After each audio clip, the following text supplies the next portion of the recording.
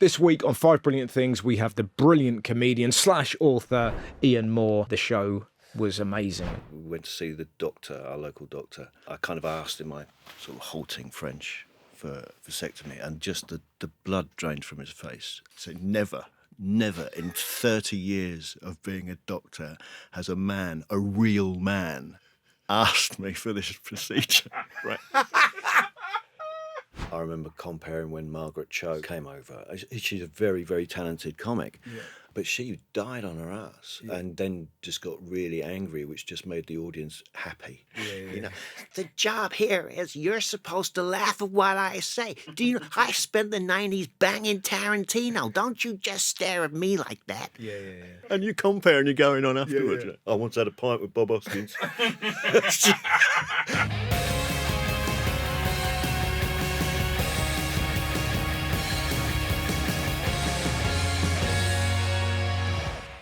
Ian. Russell. It is so nice to see you. I don't think I've seen you since we were in Hong Kong. that was one hell of a trip, wasn't it? It was extraordinary, and I think about it often. So we were with a comedian whose opening, do you remember, his opening line as we arrived in Hong Kong was, "Which one of you two is ready to go to a shit-eating contest?" Yeah. And Ian, do you remember what you said? I said, "Not in this jacket." You did. And I instantly knew we were going to have a tremendous time.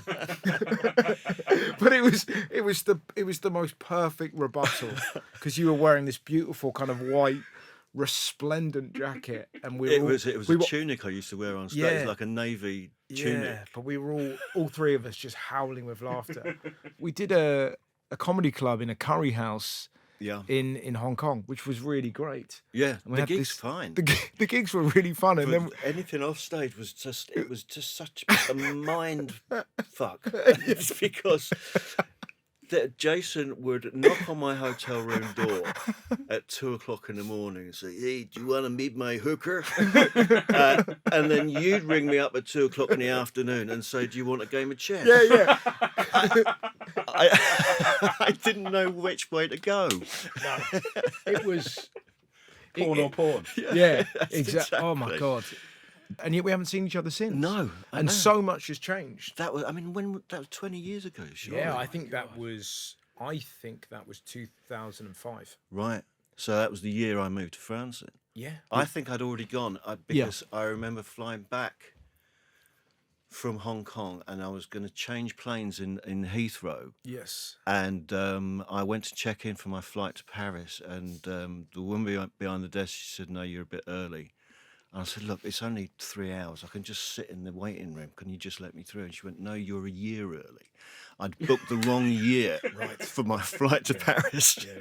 That's some weight. Yeah, exactly. That's a Tom Hanks film. How's things? They're really good. Great. Yeah, you know, I since I stopped doing stand-up, I don't take myself so seriously. Yes. It's funny that, isn't it? It is. How comedians, you would have we thought get it would go the right other up way. ourselves, don't we? Yeah. With our art form. Absolutely. But it's just, you know, I just write, and I visit bookshops and do festivals, do the odd corporate, and it's so lovely. Just to I years ago when I first went to France with my wife, 1990. We weren't married then. We were boyfriend and girlfriend, and I sat in the garden of a mum and dad's place, and I just said, "I just want to retire here and write light, undemanding comic novels." Which is a precocious thing to say when you're 18, right? That's what you were 18. Yeah. Light, undemanding comic novels. I was a relatively pompous 18-year-old. Yeah, I love that. And but I'm there. I've got it. You know. Yeah, it came true. Is your wife French then? She's half French. Right. You know, for comedy purposes, she is full on French. Exactly, of course. We can't get involved in nuance. No. If you're doing a 20-minute set. No.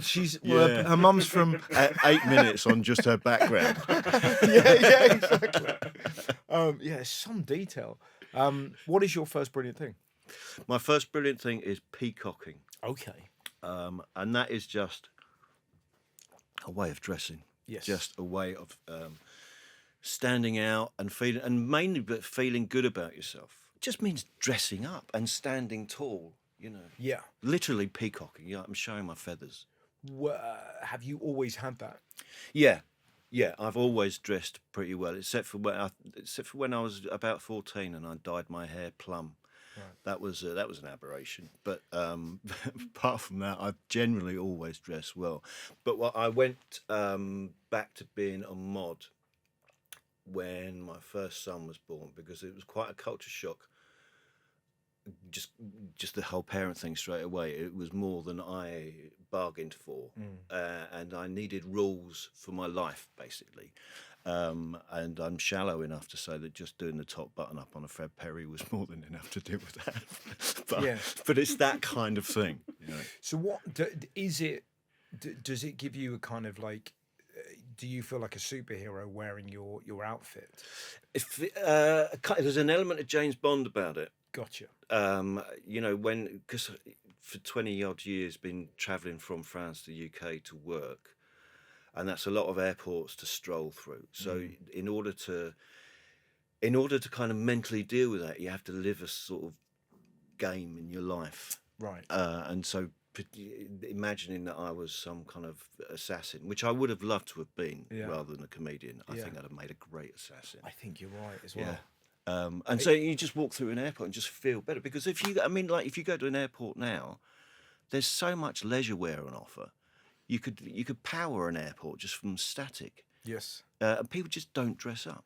Yes. Can I ask, because you consciously dress as a cinematic contract killer, Yeah. do you more often get pulled aside for the random checks at the airport? I do, actually. And in fact, the last time, a couple of weeks ago, I was going through Stansted, and I don't know what I got my suitcase, the Richard Osman's House of Games suitcase, right?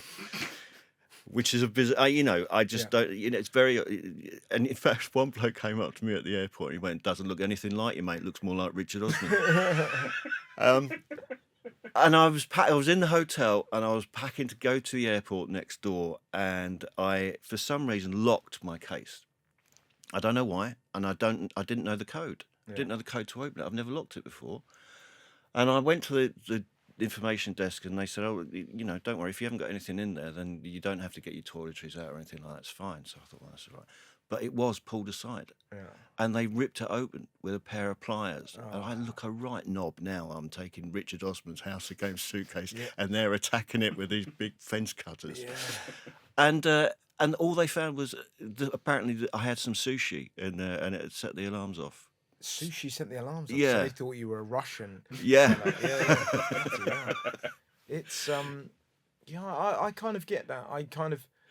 But do you feel as well, like particularly when you were on stage, that the way you dressed, it definitely complemented what you were saying as well. Like, do you know what I mean? Like, I can't imagine if you'd have done yours. Not that it wouldn't have worked, but if you'd have just been wearing kind of like tracky bottoms or something, you would have just changed it. That it gave you. I wouldn't go out in public wearing tracky bottoms, but No.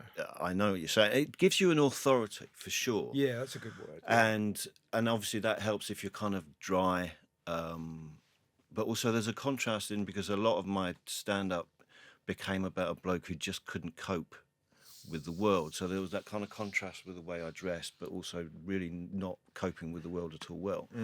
But also, because towards the end of doing live stand-up, I used to wear Edwardian frock coats with a matching waistcoat. And nobody would heckle you, because I think the feeling was that when you walk on stage, that people would look at you and go, if he's prepared to wear that, he must know what he's doing. I'm going to keep quiet. Yeah. But it did give, just enormous authority to be able to do what you do, and also that you've already got that battle out the way. And are there certain shops you love to buy clothes from? No, I go wherever. If I see something, I just buy it. I've got a couple of tops from Sainsbury's, just because it suits what I want to wear at the time. So I'm not that fussed about shopping as such. I used to have as sponsors when I was on stage. I used to have clothing sponsors. Oh wow. which was great because there's lots of freebies involved and shoe sponsors and stuff like that, which is nuts. I don't know why they did that. It's like, I'm performing to 30 people in Chesham. This is not Cannes. No. But it was a very nice thing to have. What's the most? Is there something in your wardrobe that is your favourite that you kind of, whenever you put it on? I've got an original 1930s police cloak, because when I was wearing the frock coats, you can't get a coat over the frock coat, but you got to protect it from the weather. So I bought this beautiful police cloak from the 1930s, and I wore it one time. I was staying at my in-laws, and I got the train into London. And I walked across Green Park. It's dark, it's drizzly, but I've got a flapping police cloak on, and I just feel the nuts. Yeah. I just feel this is, I look like an Edwardian sex pest, but I felt great. Yeah. And then I did the Comedy Store. I went up to Camden, and I'm on the platform at Camden after I finished Camden Jongleurs, and it's just, I'm pacing up and down the platform, really loving myself, frankly.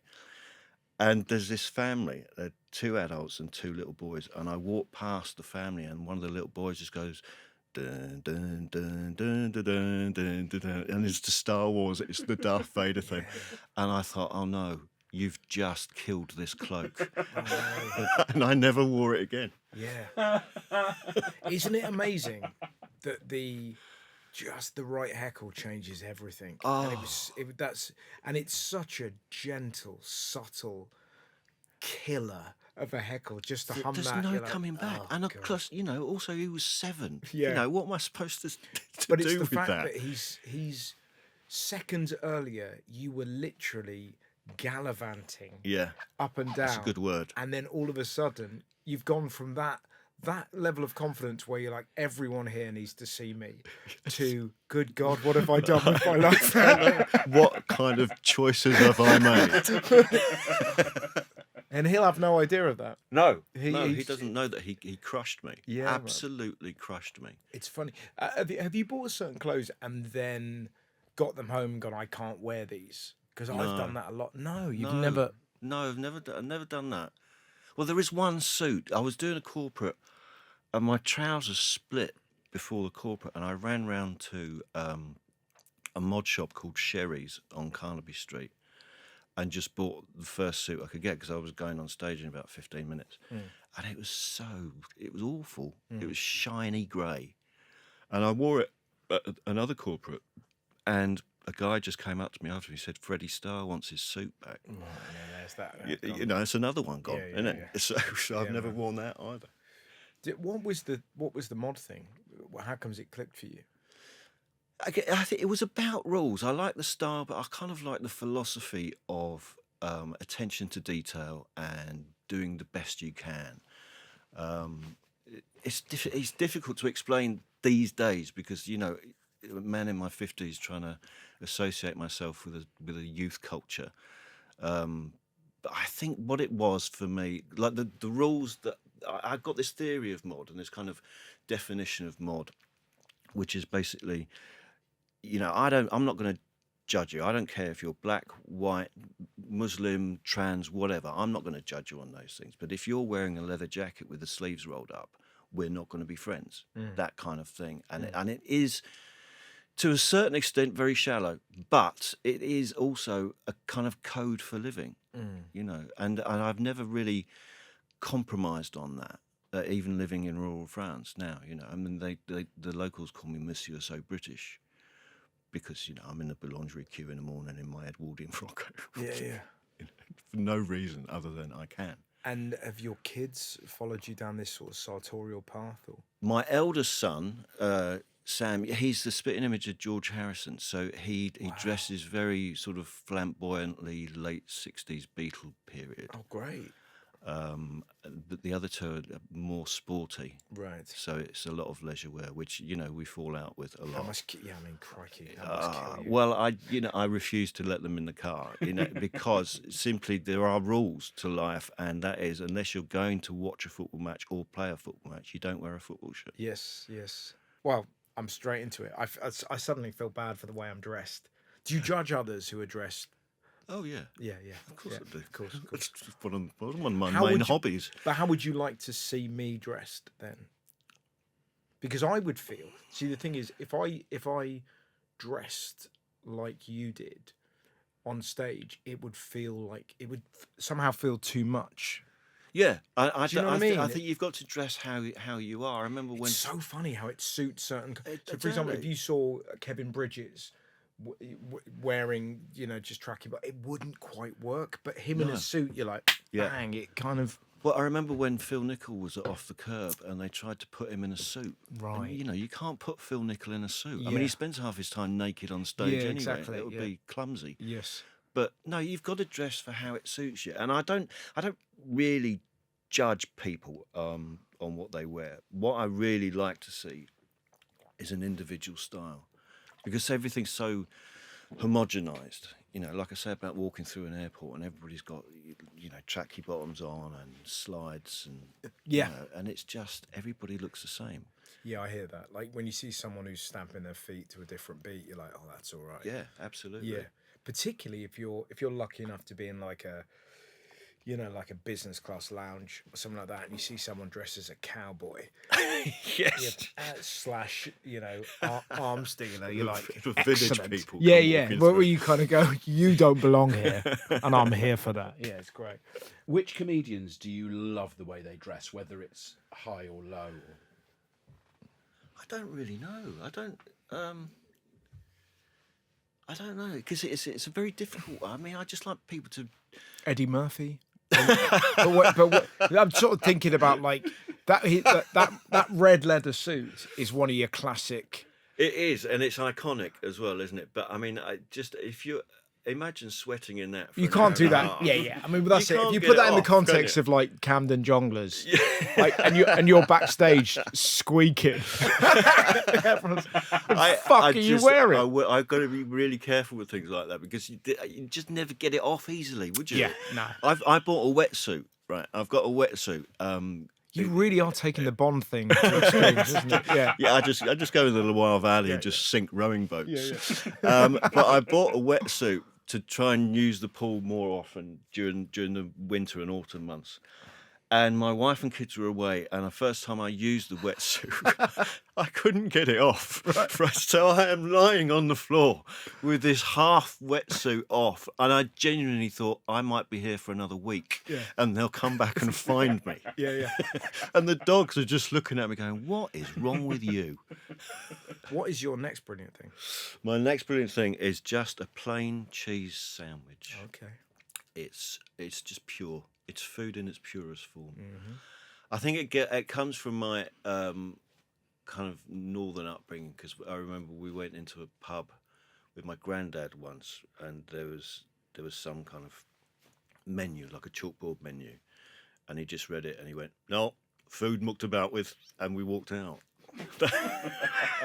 So there's something pure about. that, yeah. And I remember once being at the Glee Club at the Christmas shows, and Sean Percival was there, and he ordered the Christmas dinner, and it came, and he's eating. He goes, "Is there olives in this gravy?" "Who puts fucking olives in gravy?" Yeah. And it.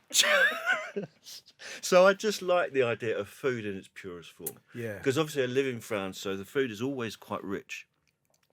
So I just love a plain cheese sandwich. Can we, just for the record, be a bit more precise? You want to know if it's There's a a lot of baguette. different bread, a lot of different cheeses. I'm using Yeah. butter. What exactly are you talking about? Right, grated cheddar.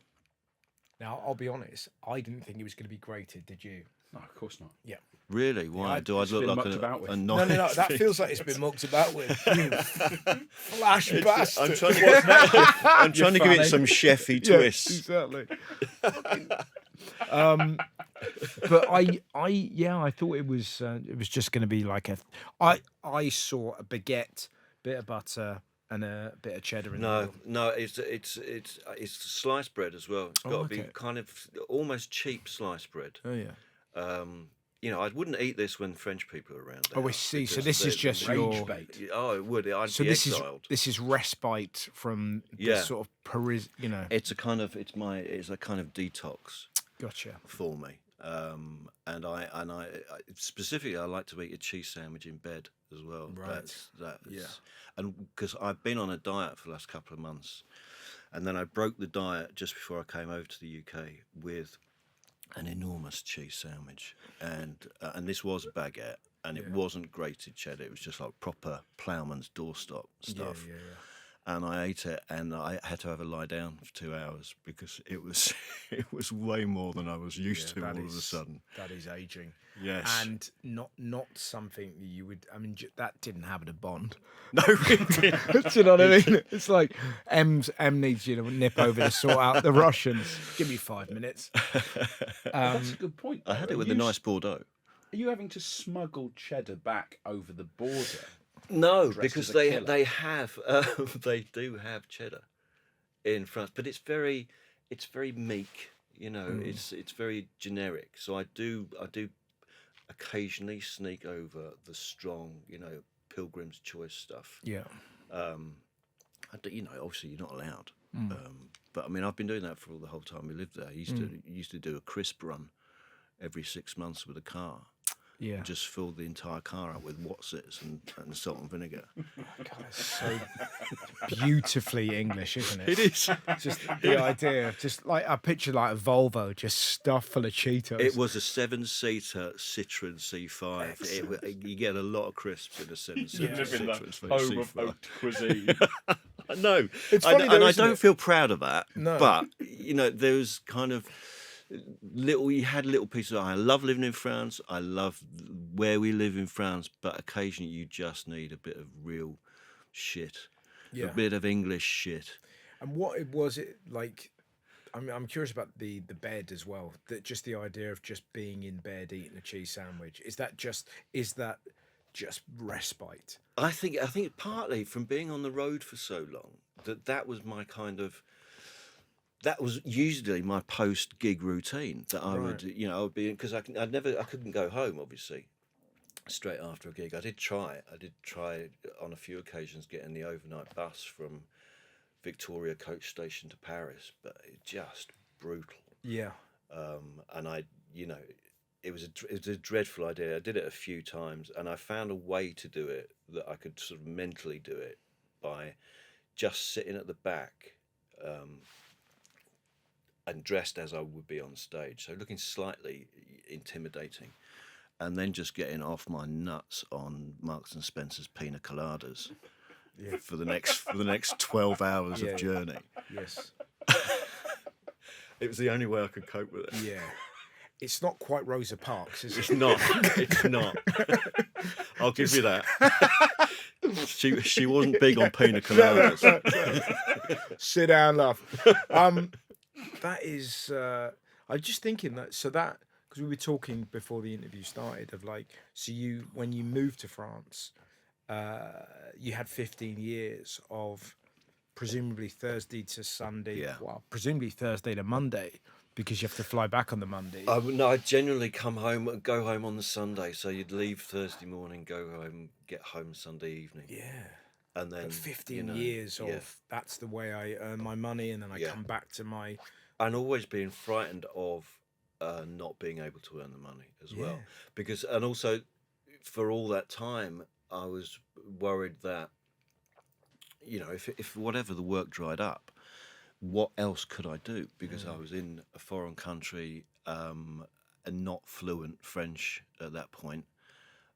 So it was done out of terror as much as anything, that I had to keep going. Yes. And physically it taken a massive toll with rheumatism, rheumatoid arthritis, and mentally it just, I was pretty unhappy. So how did and that knackered. So how did that happen then? What made you decide to become a novelist? What was the catalyst? Well, just before, about a year before COVID, I started writing the cosy crime books. I'd written a couple of books about living in France. Yes. A few years earlier, and they did very well. But they it's not something that I could have made a living out of. So I started writing this series because at the time I'd just set up a B&B in France as well to try and hopefully not have to travel every week, have some kind of income in France. But that was a shocking idea. Because we've known each other a long time. I am not cut out for hospitality. And yet, but once you're through the exterior, you're like, you're an excellent bloke to hang out with. But I agree, the initial like, hello, yeah, I can't, you don't give off that. It's like that come in vibe. Yeah, no, I'm not welcoming. And Yeah. the reason why we moved to France was I didn't want anybody around me. Yeah. And then going from that to, come and stay in my house, judge me and my garden and my breakfasts. Yeah. It was an appalling thing to do. Yeah. But what it did do is that I started writing the crime books about a guy who runs a B&B in rural France, because it was easier to write about killing guests rather than actually kill the them. guests. Yeah, sure. Which that's going to muck up your TripAdvisor rating, isn't it? Is. Yeah. So that's how that started, Right. just before COVID hit. Right. And that was the first book, and that was Death and Croissants, and that was a bestseller. So it was just, and it was largely a bestseller because it's good, but also because Richard Osman's book had come out just a few months before. And so the market for that kind of cosy crime was there, and I managed to get on the back of that, and it worked out, and I've got, I'm writing loads now. I'm doing 5 books this year. Wow. Yeah. How do you manage to sort of juggle that? I don't manage it at all well. It's really difficult. It's all right because you can compartmentalise the writing. Right. Okay. So I've got. Do you have a routine? I do have a routine. Funny you should ask that. No, the routine really is just get up early and do it, and write until lunch. And there's no kind of specific word count. I'd like to do 1,000 words a day if I can.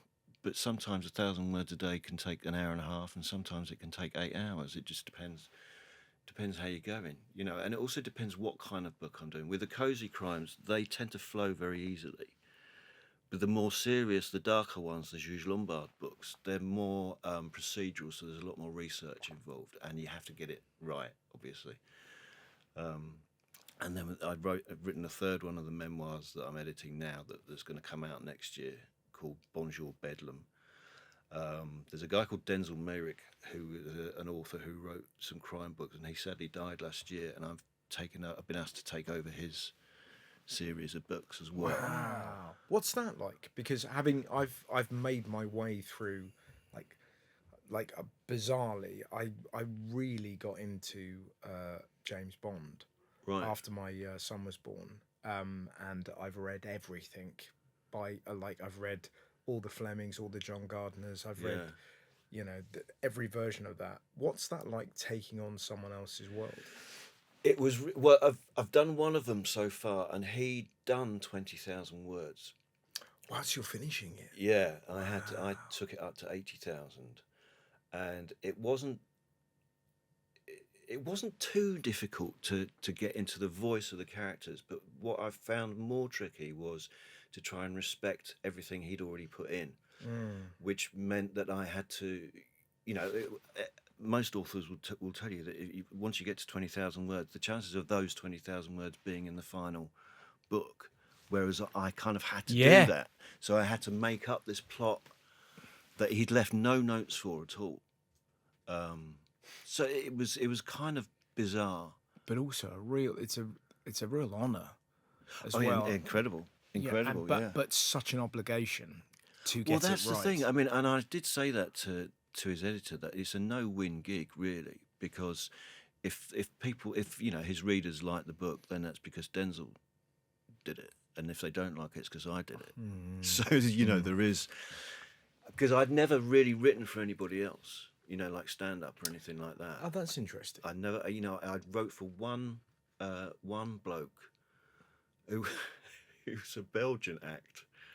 Right. He was a crown prince of a Belgian African colony, and he was doing stand-up in Brussels, but he was going to America, so he wanted like a 15-minute set to take in English to America, and I wrote that for him, and I am not a crown prince of an African colony.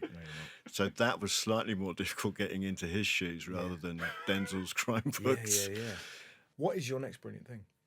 My next brilliant thing is emotional manipulation. Okay. I don't actually know if I've got that wording right there. What I'm saying is I like to cry. Right. And I like being made to cry by crappy films, Barry Manilow ballads, just seeing on the street acts of kindness. They kind of bring just a tear to my eye. Yeah. And I really enjoy that feeling of being alive like that. That's interesting. And it's very unlike my stage persona. Yeah. But I find it really important. So when you cry, you feel alive. Yeah. That's I interesting. do, and I also, but it's the kind of, and it's a I guess it's a reflex. physically know that you are connecting to something. Yeah. Yeah, you're not faking It's an it. emotional reflex that I get when I see acts of humanity or kindness, and I like that culture can manipulate that as well, like Sleepless in Seattle or something like that. Yes. I'm just very big softy. What's your sort of film? Like the one that always gets me is Life is Beautiful. Have you seen that film? Good God, that's an absolute tearjerker. That Really? Oh, have you not? Have you never I've seen not it? seen that. Oh my God, you'd love it. It's basically the gist of it is they're taken to a concentration camp, and the dad tries to make out that it's all a game. They're all having fun. And tricks the kid, and they kind of that's the plot, and it's this weird sort of Chaplin-esque film. Yeah. But it feels very kind of. I have heard. It's 90s. Roberto Benigni. That's the one. Yeah, but there's just bits of it that are just really clownish and funny, and then there's bits and the music is soaring. There is something. There's something quite nice about. Because when you're crying, you go, "Oh, at least I'm still a person." Yeah, but it's also that you can.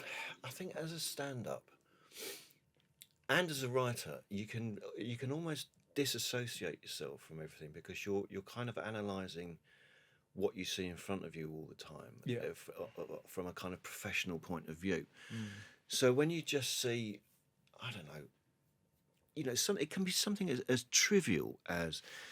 Somebody might drop a wallet. Somebody sees that person has dropped a wallet. They'll pick it up and chase after that person and give that back. It just makes me happy. Yeah. And the involuntary reaction to that is that I do get a tear in my eye. I think it's.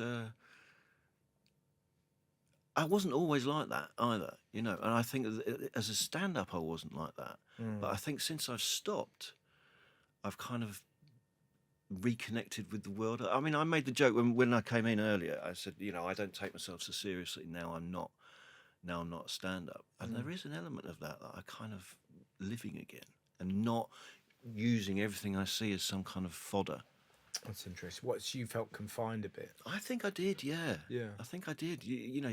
Anything you see, you go, oh, I wonder if I could do that with that, and and it's I guess because of the persona you had that there's always going to be a degree of sneer about that. You know what I mean? That practice cynicism. Yeah. So then when you're free of that, did you feel like creatively the writing the novels and the memoirs allowed you to tap into a different type of creativity? Completely. More emotional. Far more emotional. Yeah. It's interesting that, particularly if you're kind of like in a 20-minute set. Yeah, you're restricted. And you were such a killer, and it was that kind of bah, bah, bah, bah, bah, bah. So the idea of then having 5 minutes to, I saw someone drop a wallet today. Yeah, exactly. And I felt, what Get the off, fuck, mate, you fucking bender. Take the money out. Buy us a beer. Well, I often thought that whenever I gigged, and still do, in North America, and you would see a comedian go on stage and say, I've been happily married now for 25 years, and the crowd would applaud. Yeah. And it's just that thing that you could, like, can you imagine? So, like, I don't know, you were up the creek at Maidstone when that gig was running. You go, I've been married 25. Have you?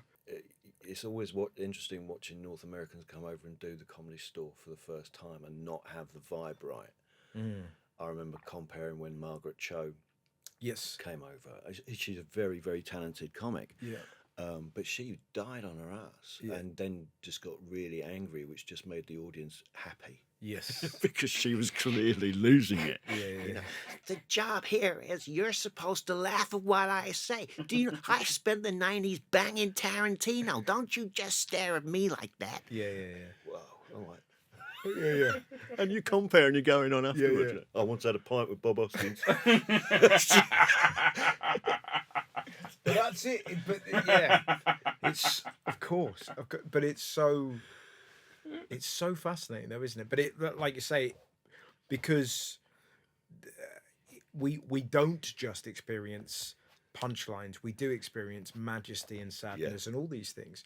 It must be really nice to have found a place where you can put different parts of Absolutely. yourself, rather than going, Absolutely. I'd love to talk about that wallet, but Dave in Margate ain't gonna. Do you know what I mean? So it must be quite nice to kind of Definitely. paint different pictures. It's like stretching your legs out, you know, to know, and it's a kind of dull cliche for a comedian to want to be taken seriously. But when you're writing, and like one of the characters, the Jules Lombard books, he's grieving because his wife has died, and sometimes you have to almost tread on your instincts to put a joke in because it's just not appropriate. Yeah. And to write really emotional scenes like that is good for the soul. What is your next brilliant thing? France itself, Okay. Yep. my home, the motherland. Yeah. It's bonkers, and I really like the fact that it tries to be different from everywhere else. Right. You know, I feel like in the same way with clothing, in a sense that so much of the world is homogenized and it's chain stores and it's all the same food. I mean, I've been in the UK now for about 4 or 5 days, and it's all the same food everywhere. You can't get a change of food. It's all pubs doing the same menus and stuff. France just almost aggressively tries to be different, and I quite like that. You know, they're nuts. They still at times adhere to the Napoleonic Code. What happened was, when we'd had 3 children, we decided that I'd get a vasectomy, and I went with Natalie, my wife. We went to see the doctor, our local doctor, and I kind of asked in my sort of halting French for vasectomy, and just the blood drained from his face, and he started banging the table. So never in 30 years of being a doctor has a real man, asked me for this procedure, right? And he kind of leaned forwards conspiratorially and tries to whisper. I mean, Natalie's translating for me, right? And he whispers, "You could still have more kids." She can't, obviously, right? She's translating this. She's done. Yeah. Oh my God. So she's translating it. Fantastic. And I just love that kind of. So did you still get it done by that guy? No, what happened was, I went. In the end, he said, "All right, I'll write the letter to the specialist. You take this letter to the specialist." So it's like a 1950s abortion. He's Oh, like, it really is. he's done a little His thing. backstreet Take stuff. that. Yeah. Take that, you fucking. So I went to see the Jezebel. specialist again with Natalie, right? And we're sitting in the waiting room. It's like an hour now after the appointment was supposed to be. The specialist comes out and he's flanked by 2 other men in suits, right? And he says, "I have spoken to my lawyers and I don't have to do this procedure." Wow. This is extraordinary. It's against my principles. I'm not doing it. I'm going to ask you to leave my clinic. So they kicked me out, right? And eventually I found. Who is going to twist my fucking tubes? I know. This is crazy. Eventually I found a specialist who performed it. He screwed it up, so it was a disaster anyway. Yeah. He fixed it, And then a few weeks later, you have to then have tests to see if it's actually worked, if the vasectomies work. So they sent me to another clinic that was miles and miles away from my hometown because of the stigma attached to what I've had done. This is amazing, yeah. And I'm in a room not dissimilar to this. This doctor or nurse walks in and he just says, "Le matériel là-bas," which is the porn magazines are under there, basically. Knock one out, and we'll test the sperm. So I'm.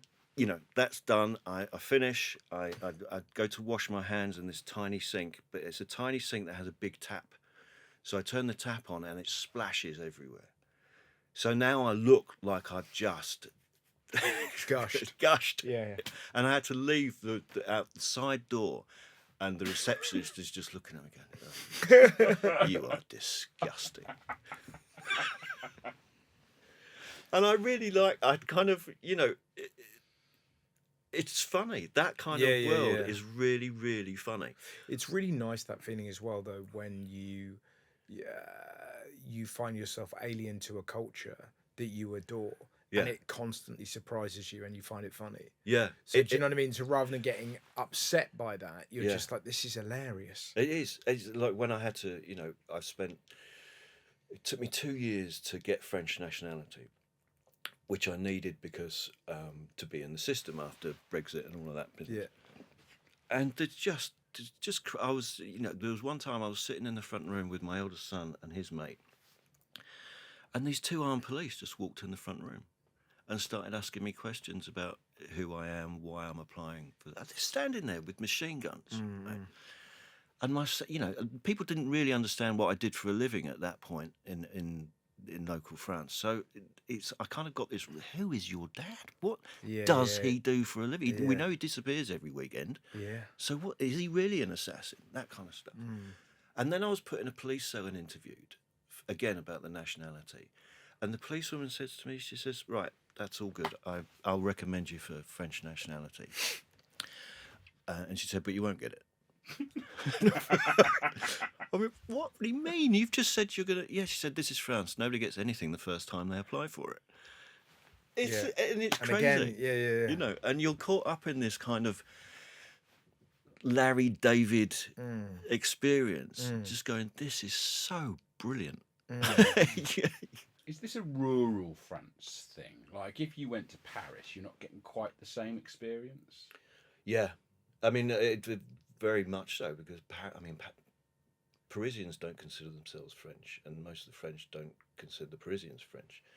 It's a very, very different place. I mean, what is that? Is that like a sort of a New York American thing? Yeah, I think it is, and a kind of a London thing. But the Parisians are quite rude generally. We are in the middle of nowhere, and so the bureaucracy in the Loire Valley. What's your nearest big town? Tours. And that's about an hour away from us, and that's it's a lovely medieval town, but a university town as well. So what took you to this place? Well, my wife's family, when we first moved over there, her grandparents were still living in the town, right? That we now live in, and we'd been going there on holiday for years, and I was badgering my wife constantly, saying, "Look, I don't have to live anywhere specific. You don't like your job. Why don't we just move over here?" Yeah. And there was lots of things involved in that specifically, and I used to say this on stage all the time, is that, we moved to rural France because it was the closest place to London we could afford to buy a house. Right, yeah. And there's an element of truth in that. Yes. But it just always felt like home. Right. And I've 3 boys, and 2 of them were born there. It is home now. And do they consider themselves French or English? What's violently English? Oh, right, okay. Almost crusadingly English. It's really bizarre because everybody knows that they're English because of me and Natalie. So they've kind of grown up not being bullied for it, but it's been a point of difference in school. Yes. So if an English team loses, it's always ha. Yeah. And so they became more English as a result of that. Yeah. Whereas it doesn't bother me, that kind of thing. So I really wind the boys up by putting on a French shirt and just shouting "Allez les bleus." And they get really angry. They get comically so. That's funny. I mean, my oldest son especially had it harder because he was 4 when we moved there, and so he had this kind of confusing identity. Yeah. So he became really, really English at school, and then when Brexit happened, like the day after, he was wearing string of onions and stripy shirts. It was a complete volte-face. What is your next brilliant thing? Clicky pencils. Okay. You got they're phenomenal. I think they are the apotheosis of human engineering. I just love a clicky pencil. I've got here one of those school pencils, the ones with the multicoloured. Well, they are especially wonderful. Yeah. But they've taken the green ink out, which nobody ever used, and put a pencil in. Oh, really? That is my prized possession. Yeah. I absolutely love that. I was doing a corporate in Milan a few years ago, and it was for a German client, and we were sitting down before the corporate started, and he said, "So, how's your hotel room?" And I said, "Oh, it's really good, and I get like free clicky pencils in the hotel room." And he just went, "That is the most English thing I've ever heard." So I am slightly obsessed with clicky pencils. I just think that it's so simple. What is it you love about them?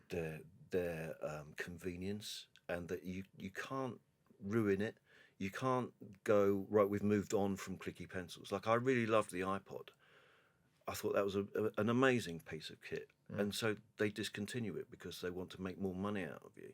You're not going to discontinue clicky pencils.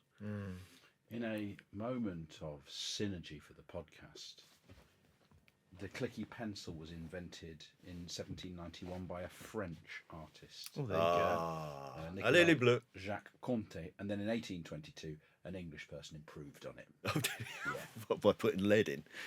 Patented it properly, did it right. Okay. And then the Japanese shot all over that and did it really properly. What I love about those, though, is that like you say, you've got your red, you've got your blue, and you've got sometimes your green, but now it turns out a pencil.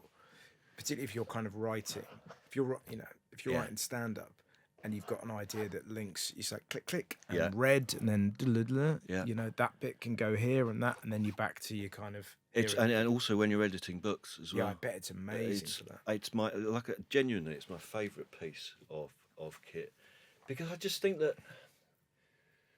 with so much now, there's so much trying to progress all the time when you don't really need to progress.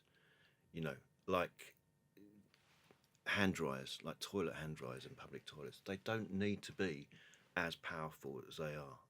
I just want to dry my hands, not send them into the future. They are ridiculously strong. Yeah. Why?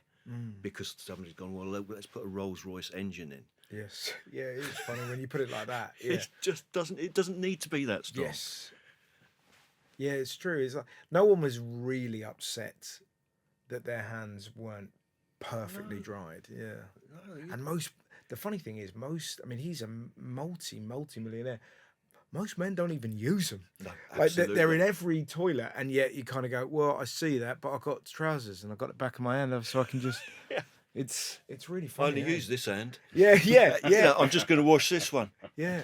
And we were on holiday in Tunisia as well, and this hotel had really modern hand dryers in the communal toilets. But they looked so space age, and I'm standing there for about 5 minutes, and I'm just not concentrating. I'm just thinking, why is this not coming on? I've got my hands in the bin because there's a bin underneath it, and I thought that was one of those things where you put your hands in and then take them out slowly. Fantastic. Yeah, it's they are. My wife loves them as well. That's her pen of choice. So our house is littered with them. Right. She gets very annoyed because if they're knocking around, you're going to steal them. Oh, and I get really territorial about that. Yeah, well, because we've got like a family planner, right? For her, me, and our son, and then kind of family birthdays. And if you put something on the family planner in the wrong colour, you're a fucking dead man. Oh, she drives her crazy. She's like, "You're blue, you prick. What are you doing? When have you been red?" My wife's a teacher, and she will write in English in blue and French in black, and she simply cannot have it any other way. Yeah, it's funny, isn't it? But I agree with your wife. I think that's you've got to control these things. Yeah, control the It's a controllables. slight mania. Yeah. I used to do that a lot when I was travelling. I'd get home on a Sunday evening. I used to annoy the hell out of my wife by going straight to the fridge and making sure everything was organised properly. Really? Yeah, it would drive her up the wall. Yeah. And I would say, surely you but that was needed- open when I left 4 days ago. Yeah. Why have you not eaten it yet? Why is that sliced ham Yeah. next to the cheese? Wow. What are you, mental? Are you lunatic? I'm amazed that you needed a vasectomy because surely your personality. Yeah. Isn't that incredible? So, but like, I think Beckham's like that, isn't it? So, do you think? Apparently, yeah. Do with you his have? Cokes. Yeah. Have you got like a sort of an OCD side? Yeah. Right. Okay. But it comes from needing to be organised all the time. It's lessened since I stopped travelling as much. Why do you think? Is that Because you're living to timetables. right? You're going right. I've got the 12:01 train that gets me in at 13:37. I've got 4 minutes to get Of to that. course you do. platform. Yeah, and everything you're doing 20 minutes. If Yeah. you do longer than that, Yeah. you're upsetting everyone else. Yeah. Everything is time. Yeah, and that was, when we were talking about earlier about living in a chaos that you can find funny, the travel was not one. The travel was definitely, if it screwed up the travel, I just got so angry. There was one time, like I booked that flight wrong, but there was another time I was going home and I was absolutely exhausted. I think I'd been in Manchester all weekend, and I managed to cross Paris really quickly so I could get my train home, and I was really pleased. And I just sat on the train like that, and I'm sweating, and I just out the window see my train pulling out of the station because I've jumped on the wrong fucking train. And at that point, the world can end. It's like, this is, how am I so stupid? There was absolutely no humour in that. No, it's funny, isn't it? And then it instantly becomes hilarious. Yeah, Because in you hindsight, can't find the humour. absolutely, yeah. Proper clockwise stuff. Yeah. That I'm stamping my foot. I often think of the Sean Locke routine of like when I think a flight has been delayed and he's like, "What the fuck do you mean it's been fucking delayed?" You just randomly, "Sir, there's no need to swear." You go, "No, this is exactly what swearing was invented for." Exactly. But in those moments where you're like, "Fuck!" Yeah. No need to be upset. There is. This is why there is a It used need. to happen a lot. The Eurostar, the first Eurostar out of London, I think it was about 7:30 on a Sunday. And the amount of times that it was late, and you go, this is the first fucking train of the day. What do you mean? It's been sitting there for 12 hours. It's just, but it's age as well, isn't it? Because the one that gets me is we have an announcement, so it's an automated message, and it goes, the 10:06 to London is arriving. This train is normally standing room only. You think, so hang on a minute. So you've made a robot say this rather than put on another train. Yeah. But it's just like, we should change it really. You will not get a seat. Bye. And you think, and it's that thing where you're like, you've just become an old man going, why the fuck do you put on another fucking? Yeah, it's that veneer of customer service to make it look like we care, but we're really not spending any money on we're not going to after fix you. the problem. We'll just change what the robot says. Yeah. Yeah, hilarious. What's the balance for you between writing with a pen and typing in your novels? I type straight away. It changes because I've got whiteboards and blackboards in my office, so I do a lot of notes on that and keep notes and send myself emails all the time, which generally happens when I'm walking the dog first thing. And like we were just saying about the old man, I'll type an email. Idea for the next chapter or whatever, blah blah blah blah. Turn it, send it, put the phone in my pocket. The phone will ping, and I'll go, "Oh, email." Every time. I like the idea that your dog's watching you going, you fucking idiot. Yeah. Oh, you just throw the ball, will you? Yeah. I do. Most of it is typed, but I like to edit I like to print it out and edit Absolutely. with a pen. Yeah, I see that completely because you just see it. You see it in a different way. Yeah. And it's just so much easier just to kind of go. And again, there will absolutely be software where you could do that. Oh yeah, But you can't beat. I It printed doesn't- it. yeah. I've got my pen. I've got an iPad. I can do Underline. it all on the iPad Yeah. with different colours, different yeah, fonts. yeah. It would do it all for me. Yeah, But yeah. there's no fun in that, and you don't see it properly. Yeah, I agree with that. And are you a plotter? I have you down as a plotter. No, I'm not really. I plot a little bit, and then realise that if I don't start writing soon, Could plot forever. yeah. So I have an idea, and then work through it like almost like sections at a time. Like I'll plot 10 chapters, and then when I've got to that 10th chapter, I'll go right now. So you don't know the end. I don't always know the end, and if I do know the end, it doesn't always stay the same. You know, there's times I've written books where I've changed the murderer, my idea for who the murderer was, almost at the end when I'm writing it. So that's different to comedy, because Yeah. with a joke you kind of start with the end. Oh, there's the funny thing, and Yeah. then you backfill Yeah. some Yeah. setup. And because of the way you write crime, everybody has to have a motive in a whodunit and a reason and stuff. You can do that. And also, the way I look at it is that if I don't know what's going on, the reader doesn't know what's going on, so they're unlikely to guess the end. When you do these kind of like book tours and whatnot, surely the years of stand up that must put you in great stead.